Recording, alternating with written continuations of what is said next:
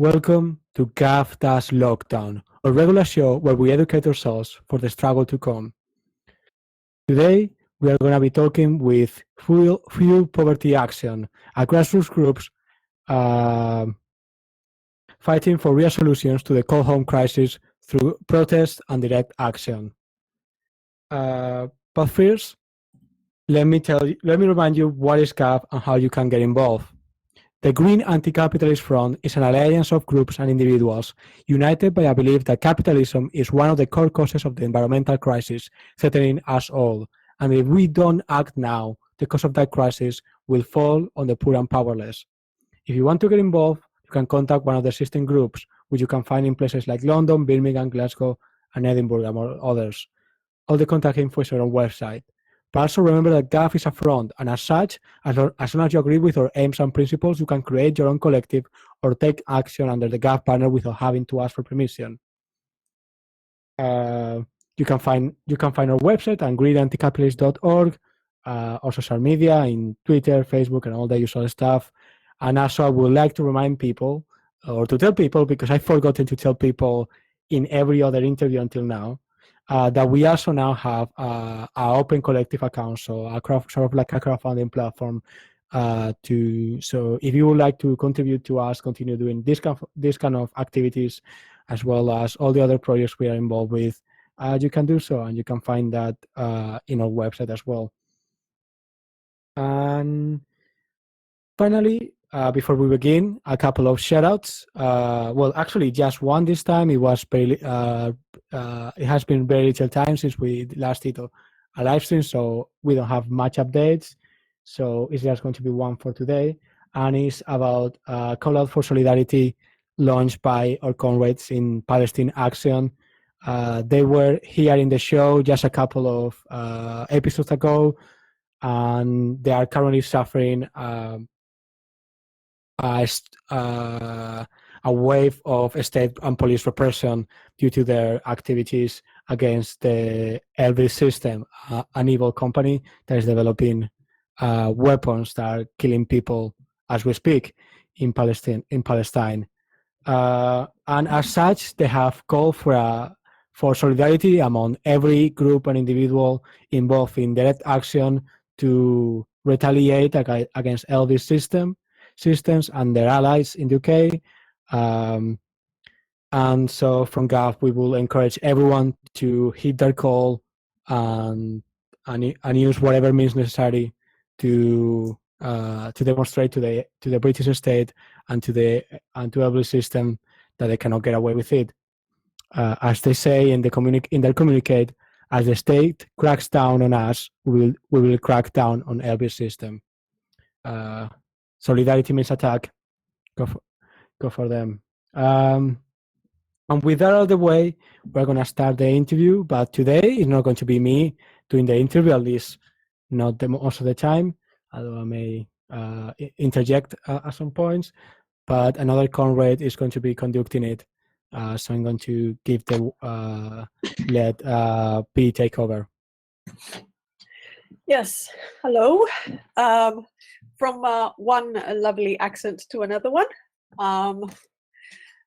So hello everyone. I'm just giving Comrade A bit of a break today. So it's great. Today we have Fuel Poverty Comrade Gianluca from Fuel Poverty Action with us, which is a group I've been quite interested in following lately. And now that winter is coming, it's a really great time to talk about fuel poverty and what they're doing about it. So hello, Gianluca. Before we start, do you want to give us a couple of words about yourself, or do you want to go straight into the questions? Hi, no, I'll introduce myself. My name is Gianluca. I've been organizing with Fuel Poverty Action for about 3 years now.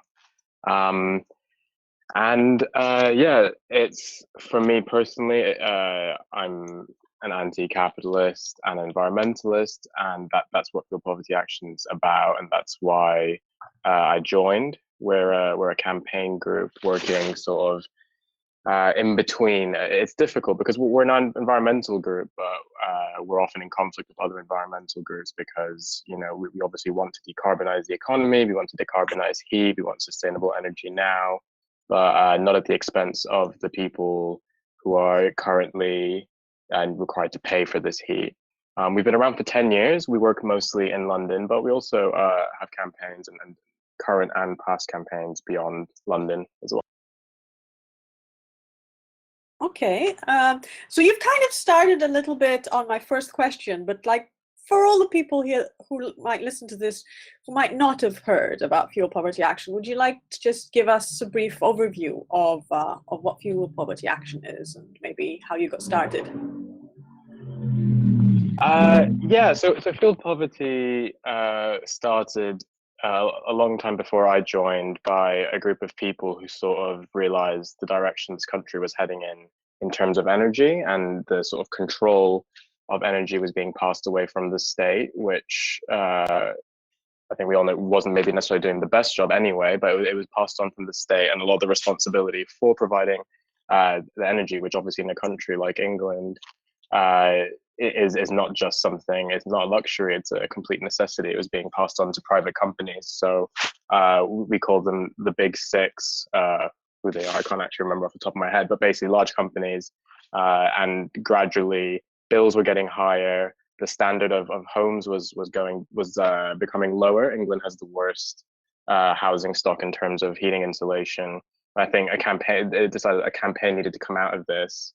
And it needed to be a campaign that wasn't just arguing that, you know, we need to go away from gas or wood heat to sustainable energy, but also that the people need to be protected during this transition. We work on a huge variety of things. I think we'll get into that later, I guess, but we're a small group. We're not big at all. I think there's about, you know, at any time between 5 and 10 people sort of actively organizing within this, and we do a huge variety of different things.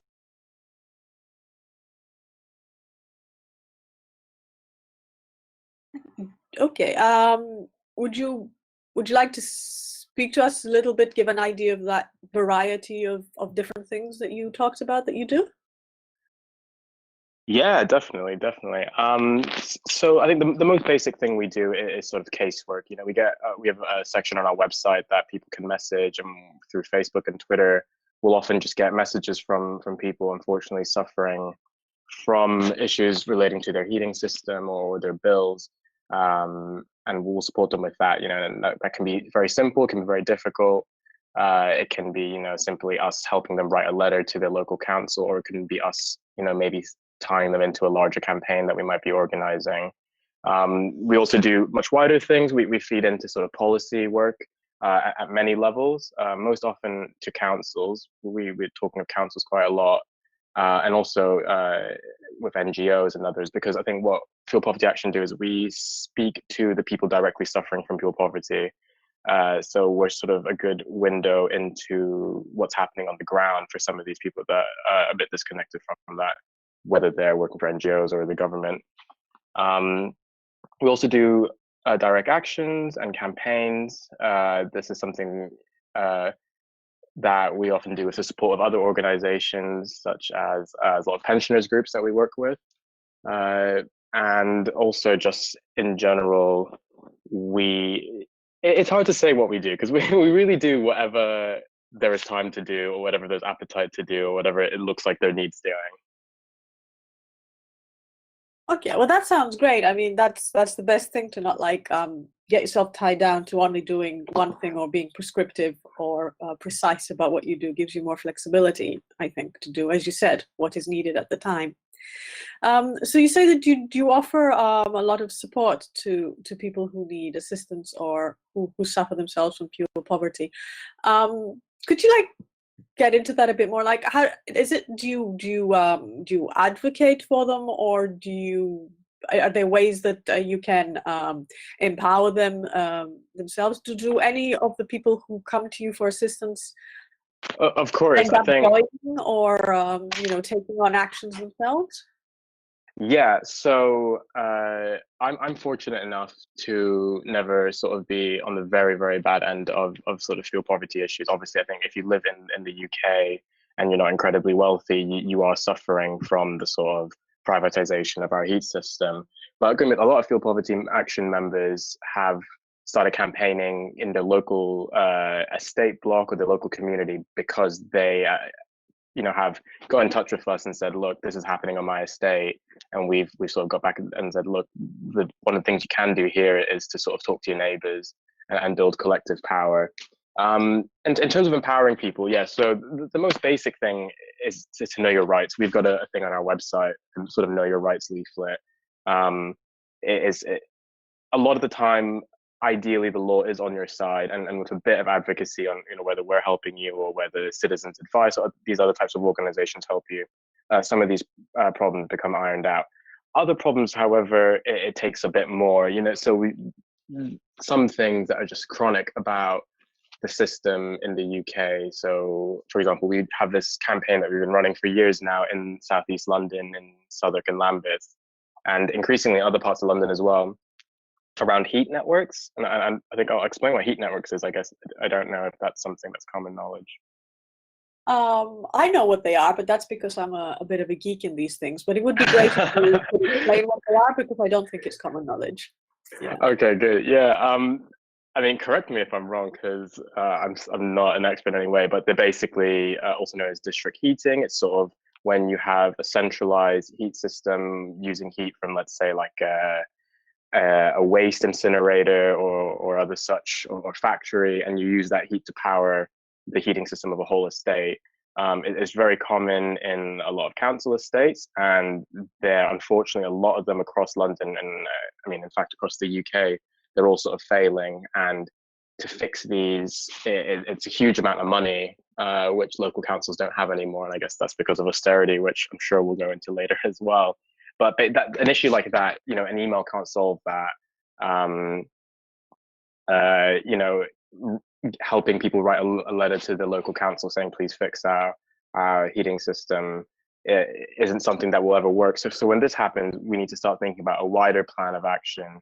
So that's what we're currently doing in Southwark, where we're having a lot of arguments or maybe discussions with the local council about compensation. So basically what the council says is they've given everyone who they've classed as vulnerable, which is an issue in and of itself, they've given them a electric heater, and they said, look, when the heat network fails, as it often does, and you're cold, you can't shower, and often it fails for hours and hours. When the heat network fails, why don't you just turn this electric heater on? But the electric heater is more expensive, and a lot of these people who are living in council housing, people can't afford that. So there's a whole issue now where there needs to be some sort of compensation, so that I've spoken to people who, for them to run a bath, it's going to cost them £4 to heat their room. It's going to cost them money they can't afford, so they just don't do it. And the council will say, but look, we gave them an electric heater, and the council promises compensation, but what that actually means in itself is a whole different thing. And this is where it's difficult, is because we find ourselves just putting out little fires here and there all across the areas that we work in, that we have contacts in. So what we're currently trying to do is sort of to run a more coherent campaign.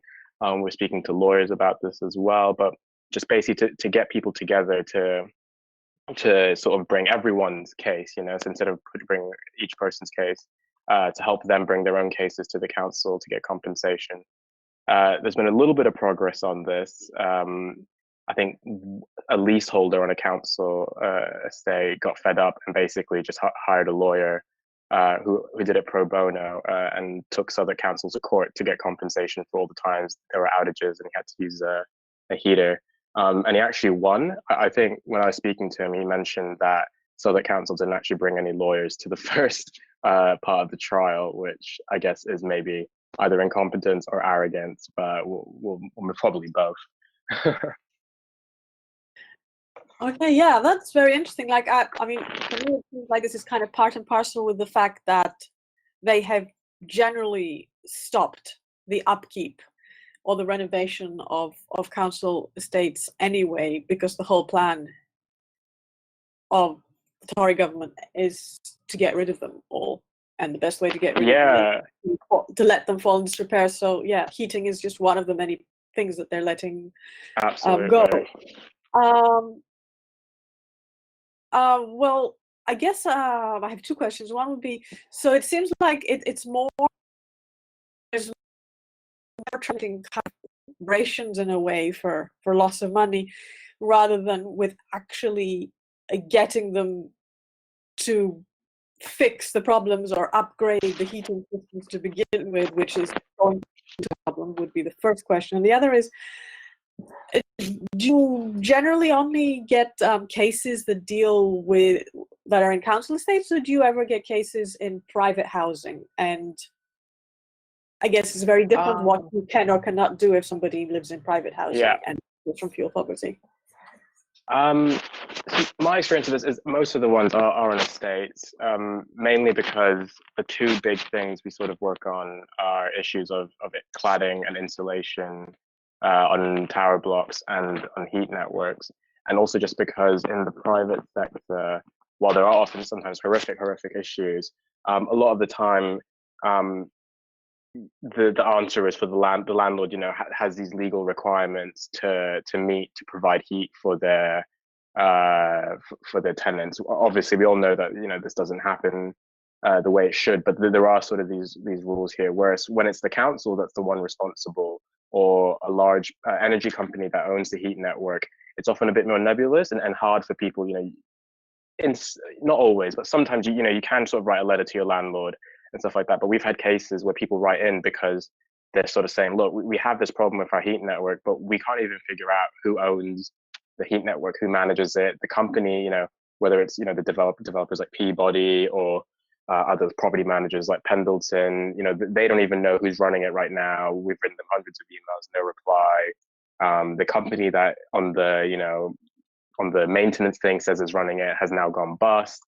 So these are sort of issues that we can sort of help because we've got a little bit of a bigger picture when coming in. And back to your first question about, you know, this, and this is exactly, I think at Fuel Poverty Action, we know we need to go further, and we need to bring people further. And it's so tough because, you know, the answer to solving fuel poverty isn't to constantly put out little fires. It's to sort of get to the root of the issue. But yeah, the root of the issue is austerity, and the root of the issue is this government. And I should say, you know, it's a Tory government, but a lot of the places we have these problems are Labour councils. And you go to them and you sort of say, well, this is the issue we have currently with, you know, and with heat networks in your borough, and they'll say, okay, look, but you know, if we need to get the money for this, we're going to have to cut in our budget elsewhere. And you know, this is the language, you know, that everyone starts with. You know, this language of cuts, and this language of, and obviously that does come from austerity, and but it comes from before that, obviously, with Blair and everyone. But there is some progress. I think the more people you get to speak out on this issue, and the more you can, you know, empower people to be a legitimate or viewed as a legitimate voice, and the more council will see it as a concern. We've had some progress, I think, especially in Southwark Council, where we know that they're slowly making plans to refurbish everything. But I mean, we won't take anything for granted. And at the same time, the issue is, okay, good, they found the money to help refurbish heat networks, but you know, what's missing out? You know, what other service have they cut for residents? Yes, exactly. Yes, you said, like, if you for private renters, the problem, it's quite different because usually they're network. Usually private renters have a boiler or some sort of heating, but more often than not, there is no insulation. Like housing in the UK is really badly insulated, and the thing is, while your boiler might be working, you might not use it because, going back to what you were initially said about the big six, you can't afford it because lots of people have to choose what bills they're going to pay. Exactly. And whether and how many hours of heating they can or they cannot afford to put on a day. And people live, and I've lived in houses like that, where you have a meter where you literally put in coins or a card that you charge, and you put that in for the electricity and the heating. And when that runs out, you have to go fill it up again. Yeah. So you said you have another campaign about insulation, since that does go hand in hand with heating? Yeah, it's called Skin, Safe Cladding and Insulation Now. It's sort of, obviously after what happened with Grenfell, which was just a huge tragedy and very shocking in terms of what happened, but shocking for people who lived in tower blocks exactly like that with this exact same cladding, tens of thousands of people across the country. And obviously, the government made a big deal about how it would never happen again and how they would get all this sorted immediately. Obviously, 3 years on, there's still large amounts of the country which have this tower blocks, which have this cladding still on them. We, in particular, there's a Field Poverty Action member who lives in Salford in a tower block, and the tower blocks are managed by Pendleton Together, who is a company of some sort that manages council housing in the area. It took them 3 years of campaigning, of getting all the neighbors together, knocking doors, and campaigning to get the cladding removed, because they had this horrible flammable cladding. They've removed the cladding now, and then this is the second part of the issue. When will they replace it? So they removed the cladding, I don't know, about a month or two ago. And they still don't have cladding on yet, as far as I know. And this is one of the parts of our campaign, which is, okay, first we need to get this flammable cladding off across the country. But then when you leave it in the hands of these developers and these contractors to do it, we all heard the horror stories of landlords raising rent so people wouldn't have this flammable cladding. But the other extension of this is what gets put on, when does it get put on? So in Salford, in these tower blocks, they're sort of preparing to go through winter without any insulation on their towers, and I think it's one of those things that when you don't have insulation on your walls, your heating bill, sometimes you can't even heat the room because the energy is leaving through the walls so quickly. Yes, exactly, and a lot of the building stock in the UK is really, really old. Like a lot of people, row houses built in the 19th century, basically just brick, with whatever insulation they had in the 1930s. Insulation also, for people who don't know about building, insulation doesn't live forever. There comes a time when it has to be replaced. So I think 200 years is definitely, even if it existed, it no longer exists anymore. Anyway, let's move on to something a bit more positive. Greg, if you could tell us about some successful campaigns or actions you've done in the past, or some wins that you're particularly proud of. Yes, definitely. I think in terms of wins in Southwark, the situation isn't great, but we are sort of slowly getting different sort of types of progress. The council has now made a promise that anyone who experiences outages will get compensation, and beyond just that, they're now under pressure from ourselves and from different tenants groups. They're now making it so that when the outage happens, you get your money instantly, so people don't. This is just to go into a bit more. Sorry, I know we asked for good news, but a lot of people, they were getting this compensation, but they were in rent arrears, so they owed money for their rent. And the compensation, instead of going to them in cash, just went towards making their debt less. So it wasn't real money in a sense. But anyway, beyond that, we are sort of getting progress there, and the council does seem to be finally moving a lot of the issues. A much smaller case, not one that I was personally, but it happened a bit before me, but I just love the story. Well, obviously don't love the story because it starts horribly, but it does end well.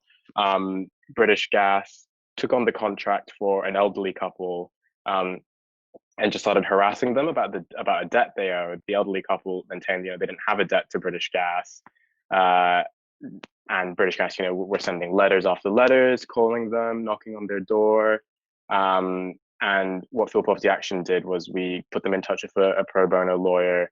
We helped them out in terms of writing emails and letters, and eventually we got British Gas to stop harassing this elderly couple.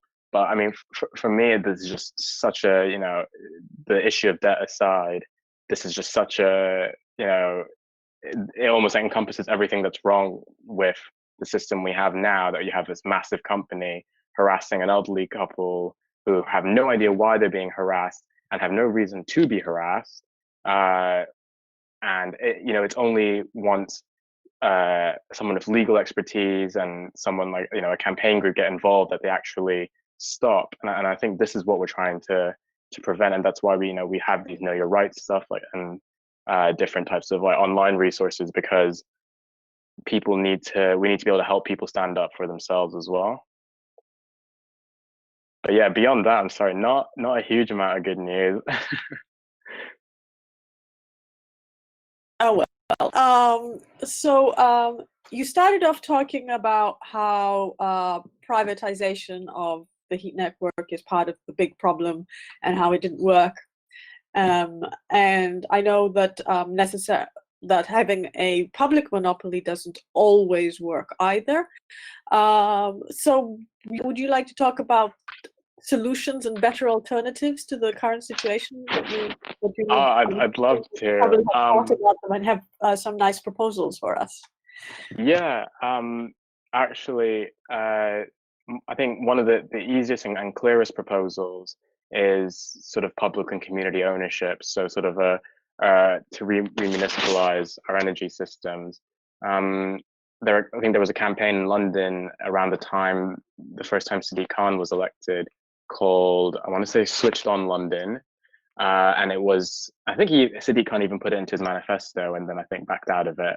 But it was basically to create a publicly owned, so the board would be, you know, non-political Londoners, actual citizens, to create an energy company or a cooperative that was owned by people. So I think that's one of the first things, is that there needs to be not just accountability, but also just a sense of actual community ownership of the systems we rely on to survive. The second one would just be for everything to be green and renewable. We know they're the cheapest energies available. We know the technology's there. You know, we just sort of have to, you know, get out of the sort of clinging arms of the big six. And I think beyond that, it's also just making sure that everyone, you know, we don't treat heating as this sort of we do start treating heating as a right. There's a proposal we've been working on for a long time. We sort of, when we talk about policies and stuff, we call it energy for all. It's the idea that everyone gets a set amount of energy for free. In some ways, it's a bit like universal basic income, but just for heating, which we hope skirts the other issues of universal basic income. But basically, we know we need a combination of things that make our energy sustainable so we can keep on living on this planet, but also accessible and publicly owned. Yeah, you talked about bringing it down to the smaller level and to co-ops, and I just remembered, I don't know if you've heard about it, I don't remember great details, but I think there's a group of people, I think it was in Austria, that have created an energy co-op. No, I hadn't heard of that. Which I think is probably the first of its kind, because yeah, at the moment all energy belongs to big companies. Exactly. No, that would be, I think, the idea of, you know, each borough being you know, the people in each borough owning their energy production. And I think that's another reason why renewables, which can be put out on a smaller scale or a more modular scale, are a much better solution than sort of the large energy plants we see right now, which sort of controlled by either the state or shareholders. And there are some really ideas of action about how you can create different ways of creating heating. You don't actually have to burn coal anymore or whatever they do nowadays. Bunhill is an example where heating and electricity is created side by side.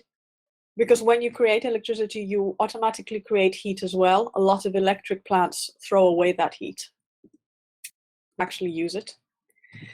So yeah, Bun Hill is in Islington, so they create heat and electricity at the same time, and then they use it to heat up the housing in the estates area. Other one is the heat of the tube that can be harnessed. Yeah, we all know about the heat of the tube, don't we? Exactly. We'll experience in the winter where it's -5 degrees outside, then you go into the tube and you're in a t-shirt. So there's a lot of heat there. And there's been some really good solutions from Scandinavian countries too that work. That like coal is just the most primitive way of creating heat. Yeah, through coal, I think or anything one like of the that. one of the really annoying things is the government's made, they put aside, I can't remember how much money to sort of retrofit British homes, but the way they did it and the focus of it was just completely wrong. There weren't enough. They wanted the money spent now. There weren't enough people that were actually trained to be able to do these sort of things, and it's sort of all falling through as we speak. But I just think, there's so many innovations out there that, in Holland and places like that, where you just put in a little bit of heat and the house can regulate itself. Obviously, I think there's lots of debate about this.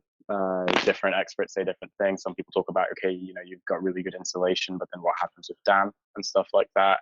And we're actually this Saturday hosting a sort of conference of tenants and researchers to come together and then discuss. It's called Making Green Come True, and it's Saturday at 12. If anyone's interested, it's on our website. I thought I'd plug that.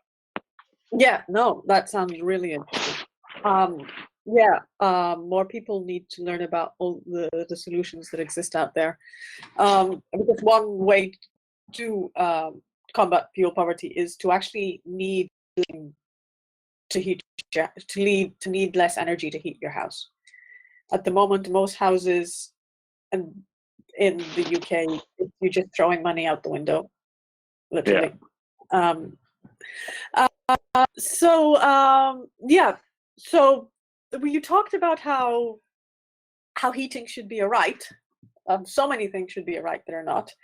Appropriate housing also should be a right. But the problem with so many things is that these things that should be a right are actually a commodity or a product. So this is a bit of a trick question because we're very biased here. But is there actually, when people say that the free market economy will solve everything, is there actually an equitable way out of fuel poverty while we're in the free market and with capitalism? Well, funny you should ask that, green anti-capitalist front. But no. For me, the answer is no. For most of fuel poverty action, it's also a no. I guess what happens is for a lot of the people we work with, and that includes tenants, but also other organizations, that's not the answer, and a lot of the work we do, I think, would come under sort of, a way to reform the system while not bringing it down too much. And that is a contradiction with saying, well, I personally believe anyway, but it's one of those things that it's just so difficult because I'd love to be working on, I am working. Fuel poverty action, is anti-capitalist, but at the end of the day, there are so many issues that are immediate and that take up our time, that a lot of time we can't focus on the bigger picture, which is unfortunate because the answer is no. The ties between privatization and neoliberalism and the role of the state in enabling that is inherently capitalist, and there are lives. People are dying in this country. People are dying. People are suffering hugely, whilst the shareholders of these mega companies are making absolute bank, and it's horrifying. And there's no way to reform that from within the system. And even beyond that, when we talk about the government or the state, if I think about the state currently and who's in charge of the state, and I think, well, do I want them managing my heat system? The answer is also definitely no. So it's a really tough question, and I think that there's no real way to just solve fuel poverty by itself. You talked about the right to housing. That's huge. That there's no, that's obviously intrinsically linked to fuel poverty. And we talk about the way our society treats disabled people or working class people, or even the racial aspects of fuel poverty and the class system. There's no way that we can just take fuel poverty out of that. And I wouldn't want to. If someone said tomorrow we'll solve fuel poverty, but capitalism will go on forever, no one would take that. It's just a contradiction in of itself.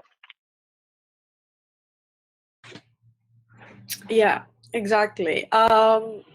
So I'd like now to talk about the elephant in the room, which is the fact that when coming, the weather's got better. But we're also under this really weird new reality of the COVID-19 epidemic, where we've had, on one hand, loads of people either losing their jobs or having their income slashed. I would think would make poverty go through the roof. But on the other hand, we have a lot of people now working from home, which normally would be working from an office. So there's a big difference. Yeah. We spend 8 hours of 5 days a week, let's say, in an office situation where somebody else is paying for the heating, to now spending it at home where you have to pay for the heating. Yeah. So just wonder how the COVID epidemic has affected fuel poverty and how it's affected your campaigns and your aim or your work at the present time. I think it's had a huge impact, huge impact. I think beyond what you just said about, all of a sudden you're paying rent for all the time that you live, basically. Sorry, paying for heating all the time you live.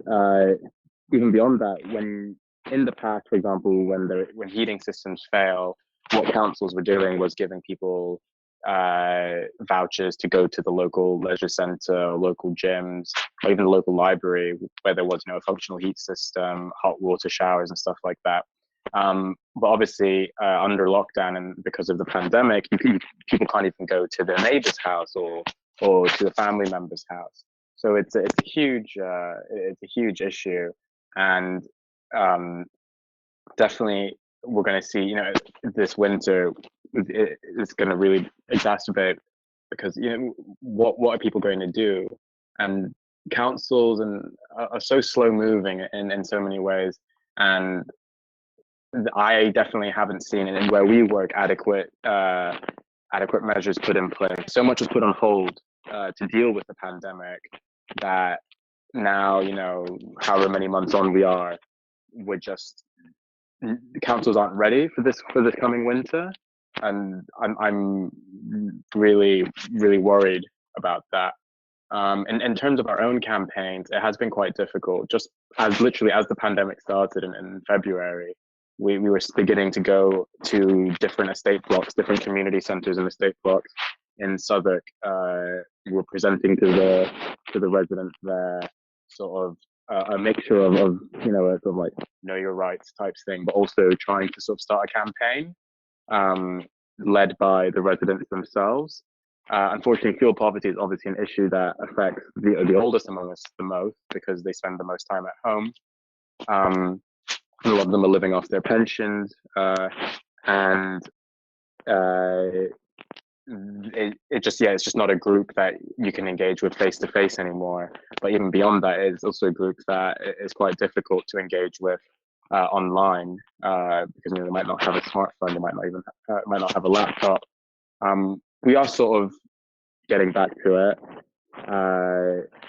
but it has been very challenging, and it's definitely not the same.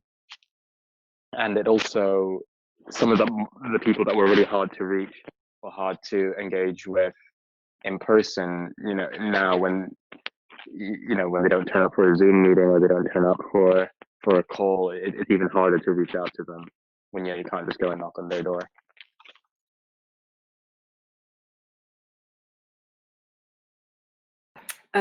Yeah, well, thank you for that. Another thing you mentioned briefly in the beginning is you mentioned how sometimes you come into contact with environmental groups. So that's something interesting. I mean, there must be certain links. I mean, what do you believe about the links between fuel poverty and climate change?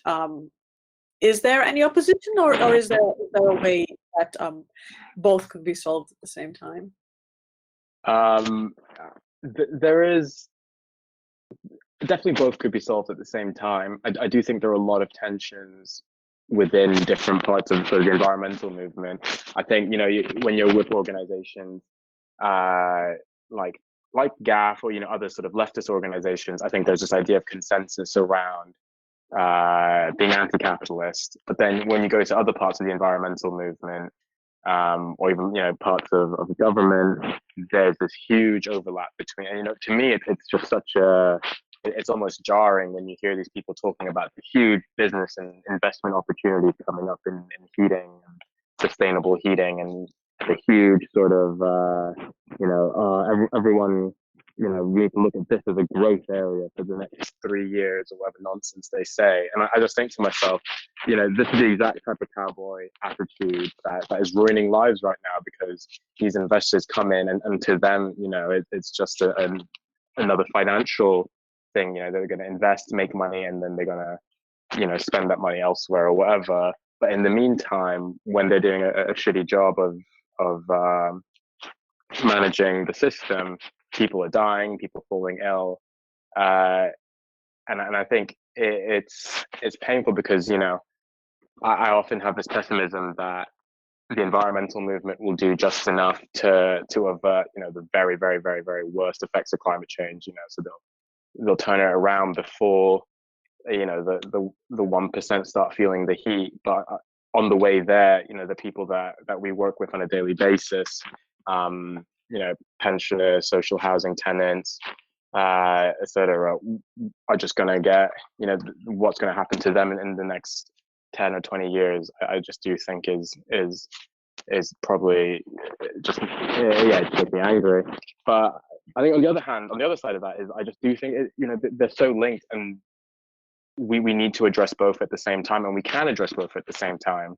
It's not difficult to sort of put the link between this huge privatization of our infrastructure, and the privatization of our heat systems, and think, okay, well, if the technology is there for us to decarbonize, why aren't we doing it? Well, because people are still making money off us burning coal, off people having shoddy gas boilers and spending huge amounts of money on them. In fact, then they're making money off people's suffering. When you were speaking, I just suddenly thought, like, do you think we'll have like a spate of measures that are supposedly, like, for example, there's the measure, like a couple of years ago, what kicked off the Gilets in France, where the measure about putting up the price of petrol was supposed to be but in practice it was an anti-working class measure. So do you think that we're going to see things like that, measures that are supposed to be environmental but actually will make people's lives worse? Absolutely. I think when I first joined Fuel Poverty Action, I was actually working as an intern at a environmental NGO who were on the pragmatic side of things, which I guess is code word for being politically a bit useless. And I think that was one of the things. I think in the budget in 2018 or 2017 or whatever, they froze fuel fares or fuel duty again. And people in the office were really quite annoyed about that. And I sort of thought, from my other perspective of working at Fuel Poverty Action, I just sort of thought, why do we want bills to go up? Why are we petitioning for bills to go up? And you see the same thing with sort of congestion charge in London affecting Uber drivers, predominantly migrants. Shout out to IWGB, but it's just it's kind of like this weird sort of, almost like these people are so disconnected with the ability to sort of be like, well, we can be pro-environment but also not want bills to go up. We can be pro-environment but also not believe that the poorest among us need to start paying a much higher proportion compared to what we're paying. It's just, it is this huge contradiction, and it's one of the things I do worry about. That we will see this massive rollout green measures, but what will they actually serve, you know, and what will the pushback around that be?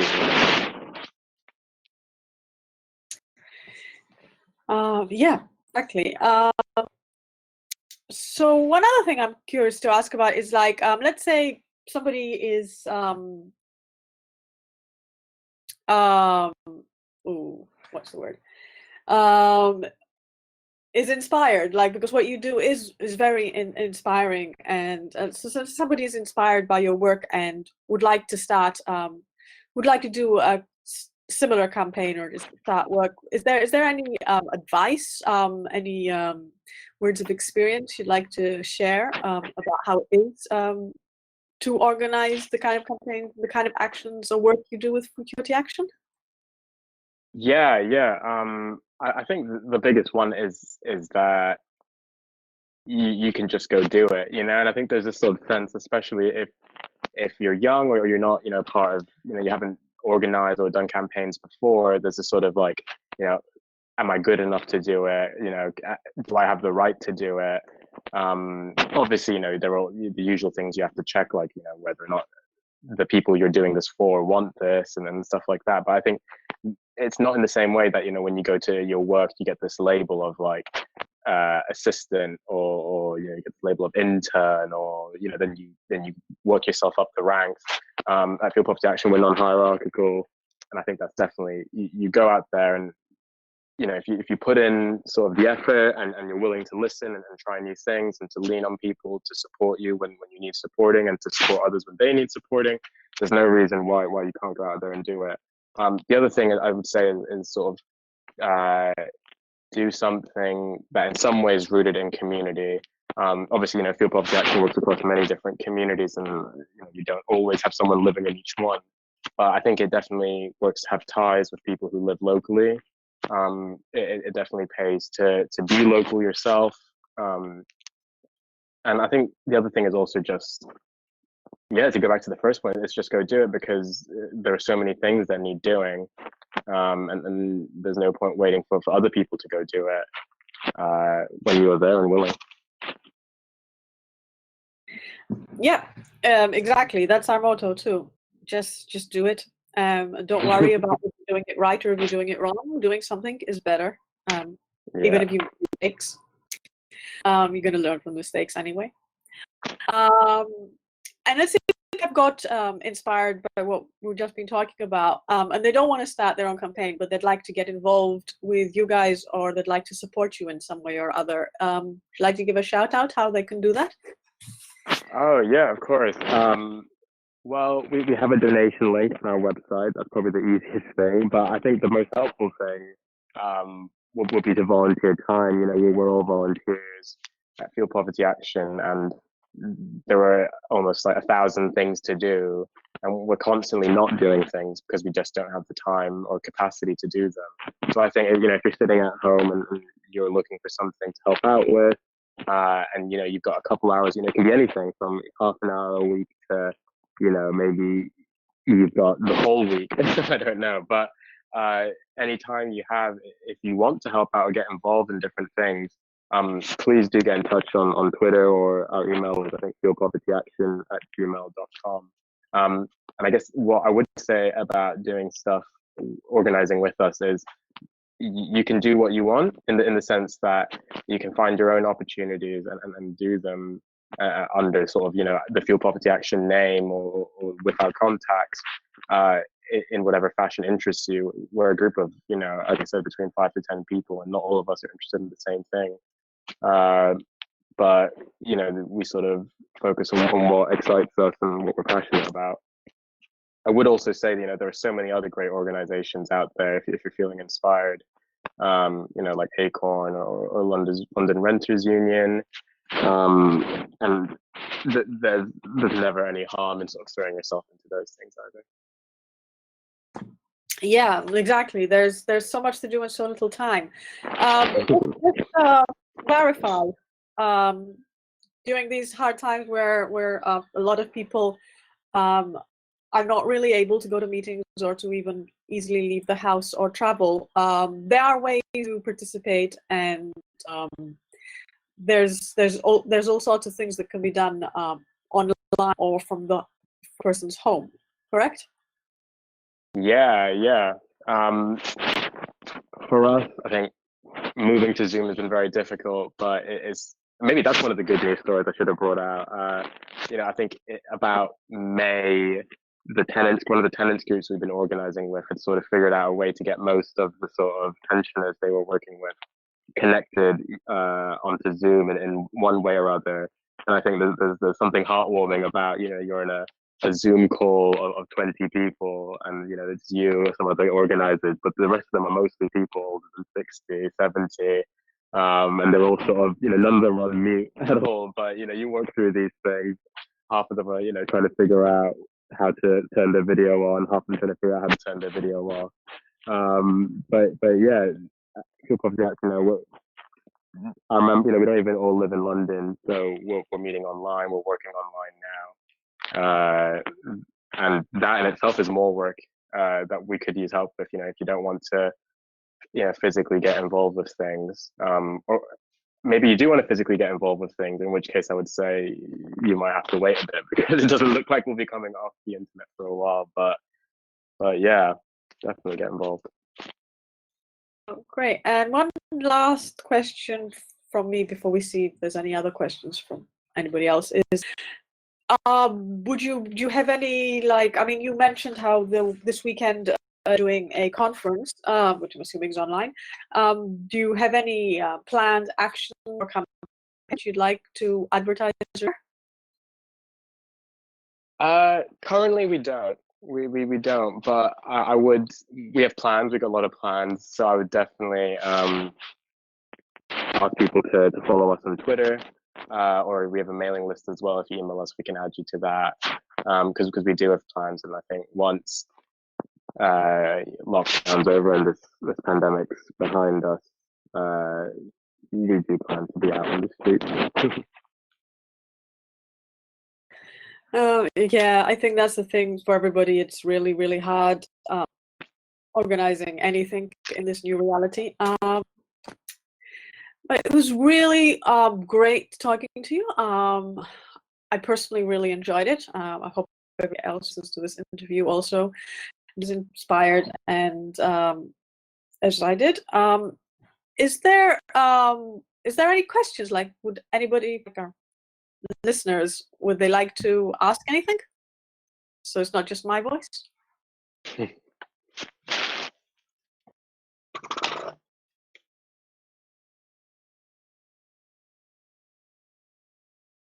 Yes, you can go. Yeah. Well, thanks so much for that interview. It was great listening to you, and especially the point about the importance of the environmental movement, being aware of creating solutions that don't prioritize only the richest in the world. I think it's very important that we talk about that a lot. My question is, when we do this kind of grassroots organizations to help people with, day-to-day stuff, which is extremely important, sometimes there's a bit of difficulty when it comes to maintaining those connections long-term, because some people find that it's hard once they kind of address the immediate concern that they had. It's kind of difficult to maintain people engaged with the campaign or with organizing. Is that something that you found? Is that something that you kind of have been trying to address? Yeah, definitely. I think that sort of ties in with Benny's question I see here about any obstacles we face when working, and I think it is the case. It's hard to keep people engaged. One way is to really quickly what you're asking for. That's a way to keep people engaged. But I think, as we all know, quick wins don't come easily. The other way is to work with them for a long time, or to be working with people who live in the community and work with that community for a long time. So, for example, in Southwark, our work is supported by the staff at Southwark Groups, a group of tenant organizations who are a great organization, tenants group in Southwark. And without them, we wouldn't have the sort of same sort of access or legitimacy in the eyes of the people we work with. And I think this is a problem that I think people find everywhere, where we got more and more because of the way our society is structured, as people maybe aren't staying in the same place for as long, especially in places like London. Renters come and then they go. So it is more difficult to find and create these connections, but I do think they're really important.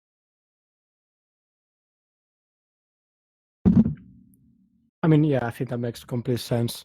And someone in the chat has also asked a question that, in fact, that I was also thinking of asking myself, so that's perfect, which is, you mentioned attempts earlier this year to get an state to run a campaign themselves. Have you had much success in the past getting a whole state involved in putting pressure on the council or anything else? What sort of obstacles did you encounter in the process? Yeah, so we have had success. It is difficult, and it does require mediation because, after Thatcher introduced right to buy, and also a lot of these estates, they're not, they're very heterogeneous in terms of their makeup. There are a lot of people who own their homes, they're leaseholders, and then there are a lot of people in social housing, maybe private renters. And especially when it comes to the heating system failing or heat network failing, their approach to it is always different. The people who own their homes are usually required to contribute to the maintenance of the heat system. So for them, there's already this divide. And also often there is a class divide, obviously, between the people in the estate who own their home and people who don't. Oftentimes, this is also a racial divide. And these are all things that are difficult to navigate. What I would say, and that we've had success with in the past, is to work on pointing out what brings us together. When we have a meeting with an estate, we're sort of talking about, instead of being like, why are you here? Why are you angry? We maybe talk about, why are we in this room all at the same time? Okay, maybe you're angry about a different thing to what they're angry about, but we're all in this one room because we all have an issue with the, for example, in this case, the heat network. And, there is this sort of maybe a mistrust, or, it's not like the past where everyone knew their neighbors anymore. But I think it's also about building that and building that trust and building a wider campaign. And a lot of that is just making sure, we're all in the room together, we're all talking together, we're all discussing together. And I think that's also when it helps to be a bit of a facilitator and a bit of a moderator. And you don't just put them in a room and close the door and come back and they're friends, but you stay and you talk things through. And it is just sort of it might never be resolved. It might, there might always be a tension there, but you do have to sort of sit and talk them out and talk these things through. And then you got to do that at the start of the campaign and during the campaign. You can't just sort of plow ahead. And that's another thing, maybe an advice I would give to people trying to organize within communities. Like me, myself, I'm not even English. I've been in London for 5 years. I can't just swoop in and then be, I'm here from Fuel Poverty Action and I've got, all these lessons to teach you. That's not how it works. And I think the most success we've had is when we're in the room with people and we're not necessarily, we're supporting them to facilitate, to have their own discussion. We're not just speaking over people. But at the same time, what I would also say is, like with any sort of group of people, there is going to be a dynamic, and there's going to be people who speak much more in a meeting. There's going to be people who try and dominate meetings. I think also part of what we can do is try to make sure that everyone who comes to meetings feels their value, their contribution is valued. But yeah, it's not easy. I won't even say we're very successful at it. I think in some ways we're lucky that we worked with community members who are sort of leaders within the community. And I think this is just sort of a challenge that people are going to have to sort of face as they go, and it kind of makes results. Yeah, I think that makes a lot of sense. And yeah, a lot of people have found similar issues, and that's really good advice. So yeah, thank you for that. Is there anything else you want to ask, or I don't know if anyone is in the chat, but no, I mean, I think I've asked all my questions for now. I mean, obviously, if it was ideal times and we were sitting outdoors having a coffee or a drink, I could talk all night about these things. But and it was really great talking to you, Gianluca. Thank you for accepting the invitation.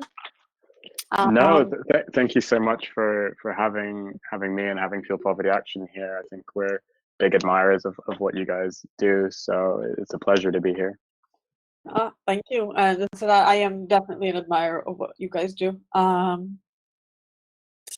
I guess if there aren't any more questions, we can wrap it up unless there's any final words you'd like to do the honors of closing us up.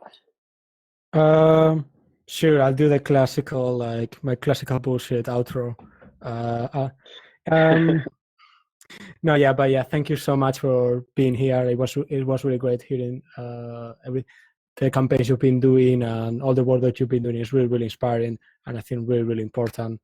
And hopefully, like you said, food poverty action is something that everyone can take for themselves. You want to organize in their own communities, and I think that's really the most powerful thing we can do is organize around our local community with the people we know, and build collective power, build on relationships with people, and create, that future we want to see right now, which is what we want to do. And so yeah, hopefully people listening found that inspiring and interesting as well. I'm sure they will.